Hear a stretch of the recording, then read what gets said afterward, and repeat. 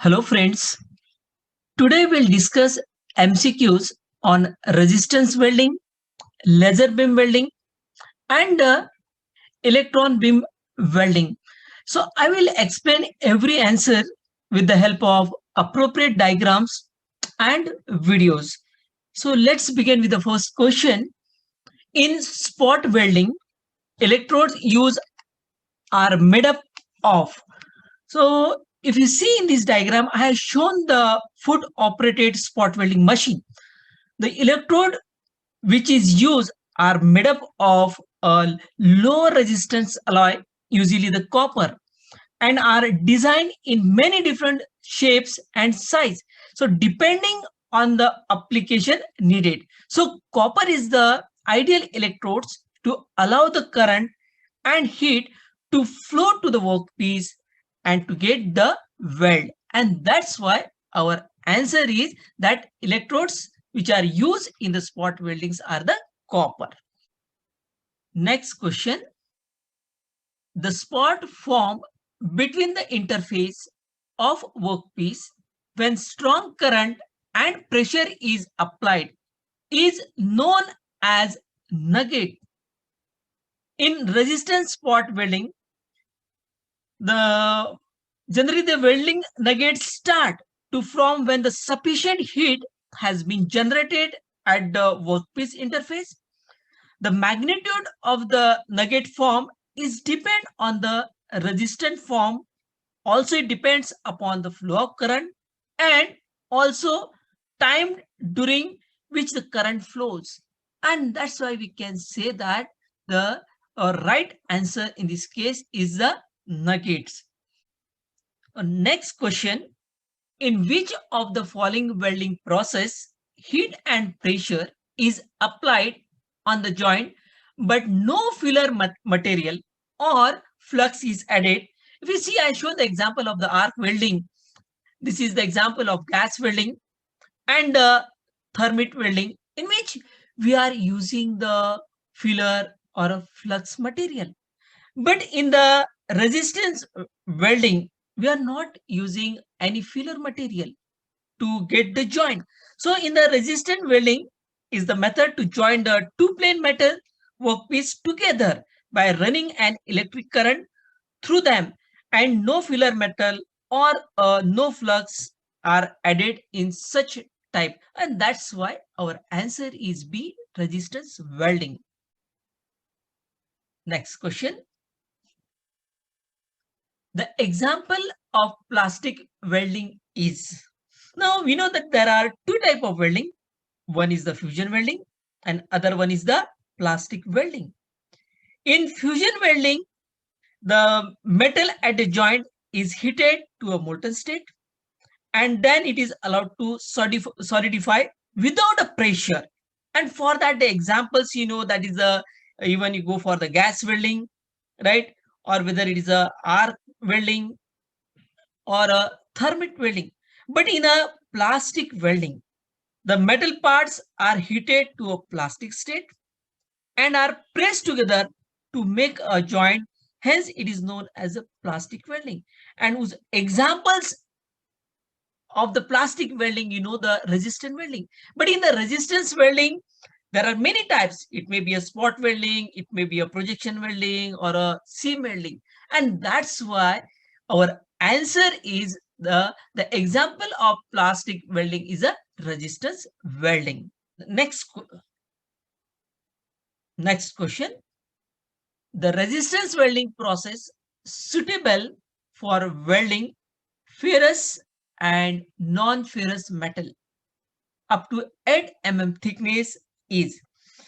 Now, if you see the spot welding, or if I go for the projection welding, butt welding, are the type of resistance welding. And resistant welding is an example of a pressure welding. So in a spot welding process, to bring the heated part in contact with one another by using some mechanical pressure. And this pressure can be of three types. It may be a foot lever, or I can say the air pressure, or by using the hydraulic cylinder. The use of these methods will allow the steel or other metal part to be welded up to the thickness of 8 mm. And that's why in this case, our answer is a spot welding. Next question. Which one of the following is the simplest type of resistance welding used in making a lap weld? So first of all, we should know the lap actually. Lap means two or more plates that are overlap on one over the other. We can see in this diagram also, which is called as a lap. And the simplest form of the process in spot welding for a lap weld where the pressure is provided by clamping two or more overlapping sheets between the electrodes to form a weld. And that's why we can see here, you can see in this diagram also, I'm showing the two plates, okay, which will lap one over the other, and the spot welding will take place. And that's why we can say that your answer in this case is the resistance spot welding. Next question. How are the metals to be welded connected to each other in the spot welding?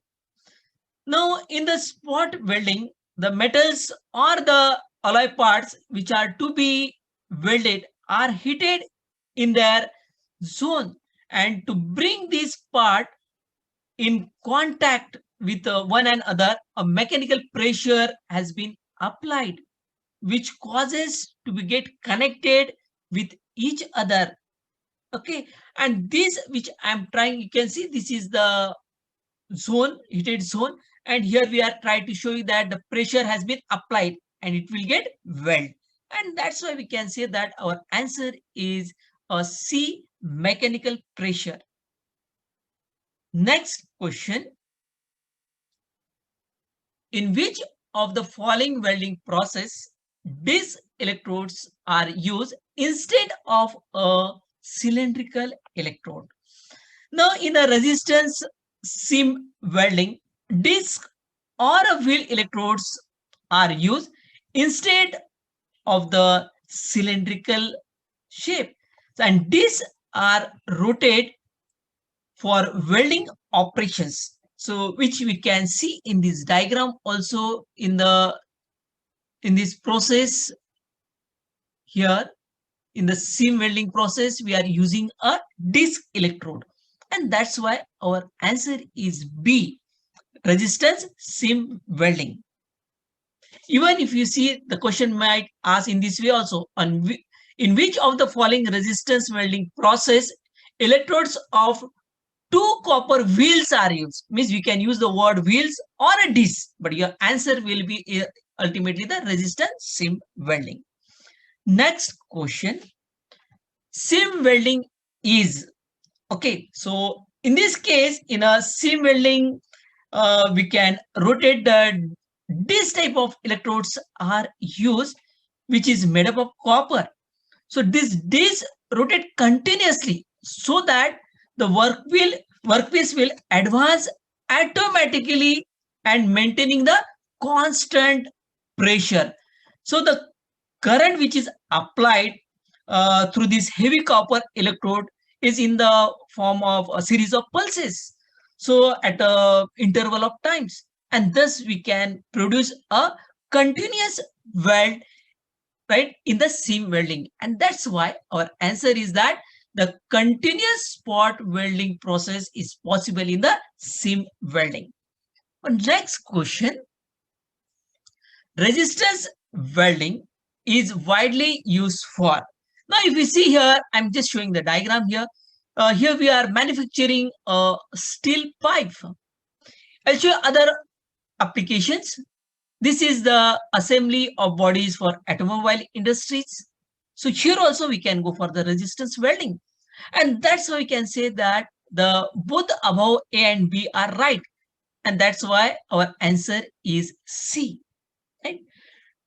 Next question. Which of the following is true for the seam welding? Now I'm showing this again video here. Now if you see the first statement, the electrodes are often dish-shaped. Yes, it is right. It is a dish shape. Second, the electrode rotates as the material passes between them. You can see here from this, it is very clear. Third is that the electrodes are usually made from the copper. Yes, these discs are made up from copper. And that's why our all above three are right. It means that all above options are right. So your answer is D in this case. Next question. Which of the following joints can be produced by seam welding? Now, I will show you one diagram here. This is how we can produce a butt weld with the help of a seam welding. I'll show you other diagram. This also I have shown with the help of seam welding, we are producing a lap joint. It means that in the seam welding, both the, whether it may be, I can say the butt joint or a lap joint is possible in the seam welding. And that's why our answer is C. I shown that this is a plate 1 and plate 2, okay, which will be ultimately showing a lap one over the other. Next question. In which of the following operation it is possible to weld more than one spot at a given time? Or the question may ask, in which of the following resistance welding a large number of welds can be carried out simultaneously?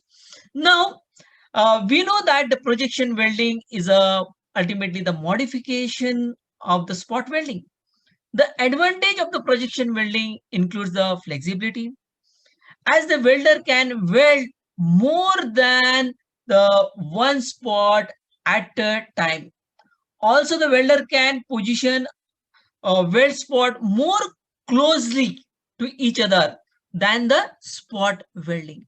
And that's why we can say that in the projection welding, more than one spot, we can weld it. Next question. Projection welding is.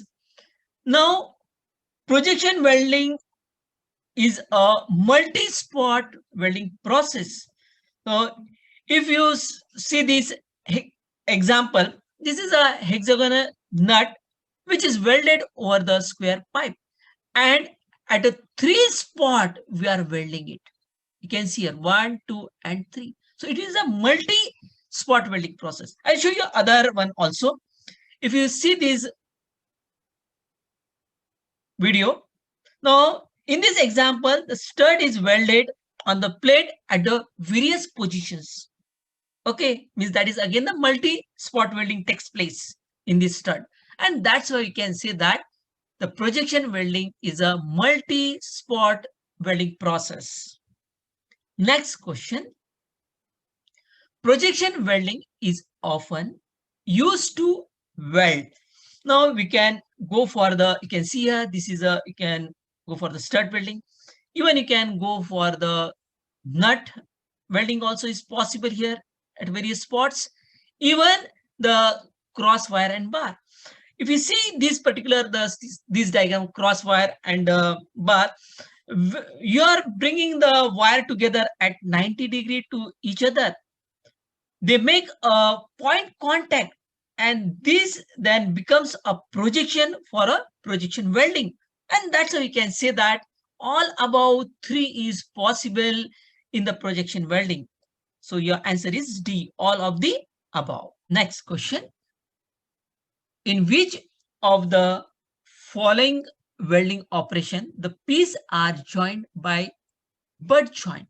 We know that in the resistance spot welding, or whether it may be a projection welding, we are using for the mostly for the lap joint. But in upset welding, which is also called as a resistance butt welding, we can see in this diagram we are holding these two pipes, okay, and which has been get properly clamped, and the current is passes, and the welding will takes place between the two rods at the edges, which is called as a butt joint. So that's why we can say that the upset welding, we can go for the butt joints. Next question. Which of the following is not a resistance welding? So, but if you see, I show the example, this is the spot welding. Even you can see the butt welding and percussion welding. All these are the type of resistance welding, but pressure welding is not an example of a resistance welding. That's why our answer is C, pressure welding. Next question. The welding method which is used to join thin metal sheets. Now, if you go for the resistance spot welding, whether you are going for the seam welding, or even if I am going for the projection welding, etc., all these are the type of resistance welding which is used to join the thin metal sheets. If you are comparing with the arc welding or a gas welding or a hydrogen welding, and that's why our answer in this case is that the resistance weldings are used to join the thin metal sheets. Next question. What is the source of heat to melt a workpiece in an electron beam welding? Now, electron beam welding is a fusion welding process where the electron beams are generated by an electron gun and accelerated at a very high speed electrons using the electric fields. The beams of this electron creates a kinetic energy and heat as it will impact with the workpiece and causing them to melt, and they are bond with each other. And that's why we can say that in the basically in the electron beam welding, we are using a very high speed electrons for the bonding the two material with each other in the vacuum chamber. Next question. What is the reason that obstructed joints cannot be welded by electron beam welding? Now, I'll show you this again a diagram. We know that basically the straight electron beams are traveling in the electron beam welding, and that's why we can say that the obstructed parts is never possible to join basically in the electron beam welding. And that's why our answer, you can say that the electron beam travels only in a straight line. Okay, and that's why we can't weld or any obstructed joints. Next question. Where is electron beam generated, controlled, and accelerated? Now, electron beam is generated by a electron gun in which a beam of high velocity electron is applied to the two material to be joined, and in the free electrons in the vacuum can be accelerated, and their path is controlled by the electric and magnetic field. So to prevent the dissipation of a electron beam process is performed in the vacuum chamber, and that's why we can say that your answer will be a D, vacuum chamber. So all this process will take place inside the vacuum chamber to generate. Okay, we can generate with a gun. You can see in the diagram that this is the gun we can observe, which is also called as the electron gun, and it will be accelerated with a very high velocity. Okay. Next question. In which welding process the working piece are melted and jointed by narrow beam of light source? I shown one diagram there. Okay, and in this case, the just electron beam are flowing. You can see here. laser beams, and it will be strike over the workpiece, and it will start melting the workpiece. Okay, due to the high intensity of that light source. Okay, and in that case, basically this will happen only in the laser beam welding, and that's why we can say that the laser beam welding, okay, in which the process, the workpiece are melted and jointed by the narrow beam of light source. This is a narrow beam of light source which are showing here. Okay, next question: what crystal rod is used in the laser beam welding? Now, ruby rod is used in the laser beam welding, which is made up of aluminum oxide and chromium. The high intensity flash lamp is wounded over the ruby rod to provide a sufficient amount of light to cause the excitation of the atoms. And that's why we can say that the in the basically the we can use the ruby rod inside this laser beam welding, and that's why our answer is B. Next question: what devices are provided to reflect the light coming to the end of a ruby rod in laser beam welding? Now, if you observe this diagram, I have shown this is the actually ruby rod, and over that there is a flash lamp is wounded. Now, and in this ruby rod, there is a reflective end. One is the reflective end, and other one is the partially reflective end. Okay, which is a I can say the mirror. You can see in this diagram also. So at the top there is also a reflective end. This is a purely reflective. This is a partially reflective mirror end. Okay. Now in the partially reflective mirrors, what happens? It allows the beam to pass through this one end, which will focus on the workpiece to get the weld. And that's why we can say that in this case, the reflecting mirrors are used at the end of the ruby rod in laser beam welding. So thank you, friends.